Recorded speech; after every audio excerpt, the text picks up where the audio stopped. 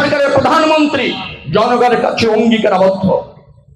এদেশের উন্নয়ন আমরা নিশ্চিত করতে চাই, রাষ্ট্র ব্যবস্থাপনার আমূল পরিবর্তন করতে চাই, জনগণের কাছে দায়বদ্ধ থাকতে চাই, জন আকাঙ্ক্ষা বাস্তবায়ন করতে চাই। এটাই হচ্ছে বিএনপির রাজনীতি এবং সেটা প্রধানমন্ত্রীর নেতৃত্বে বিদ্যমান আছে, চলমান আছে এবং সেটাকে আরো উন্নত করতে হবে।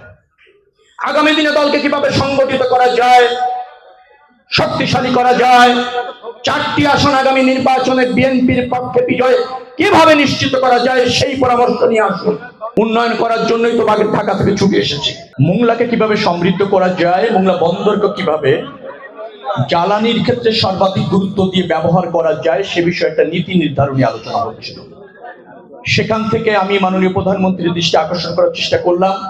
মাননীয় প্রধানমন্ত্রী সম্মতি দিলেন। তাৎক্ষণিকভাবে সিদ্ধান্ত হলো যে আমরা 6 জন এসে আকরাম পয়েন্ট থেকে একবার বন্দর পর্যন্ত কিভাবে এই ফ্যাসিলিটিটা ইনশিওর করা যায় তার একটা সরজমিন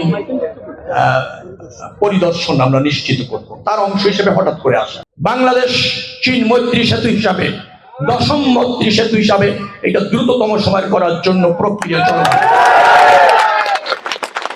বিশেষ অর্থনৈতিক জন পরিদর্শন করলাম আজকে। প্রথম ফেজের কাজ অক্টোবরে শুরু হবে, 25,000 লোকের কর্মসংস্থান হবে।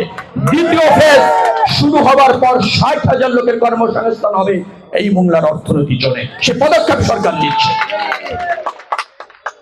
এখানে একটা রেল স্টেশন রামপালে কোথায় আছে, সেখানে নাকি ট্রেন থামে না। যেহেতু রেল মন্ত্রণালয়ের দায়িত্বে আমি আছি, আমি ঢাকায় গিয়ে খোঁজ নিব। আমি জানি না এখানে স্টেশনের থামার ওই প্রকল্পের মধ্যে আছে কিনা। যদি থেকে থাকে অবশ্যই সেই ব্যবস্থা দ্রুততম সময়ের মধ্যে হবে। আমরা কন্টেইনার ক্যারি করার জন্য এখান থেকে ট্রেনের বিশেষ ব্যবস্থা করছি যাতে ইকোনমি জোন হিসাবে মোংলাকে বেশি ফাংশন করানো যায়। আমি বলতে চাইছি সব ধরনের সমূহ সম্ভাবনা আমরা প্রতিষ্ঠিত করবার জন্য কাজ করছি। সরকারের মাত্র 6 মাস হয়েছে।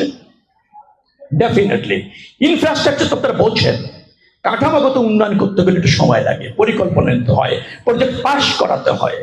প্রজেক্ট পাস করানোর কয়েকটা ধাপ আছে, সেগুলি অনুসরণ করে আসতে হয়। এগুলি পর্যাপ্ত আকারে নেওয়া হয়েছে, প্রয়োজন আকারে নেওয়া হয়েছে। ডেফিনেটলি আপনারা বঞ্চিত হবেন না। আর এই সরকার এবং দল আপনাদের পাশে আছে। ডেফিনেটলি আপনাদের উন্নয়ন অগ্রাধিকারের ভিত্তিতে নিশ্চিত করা হবে।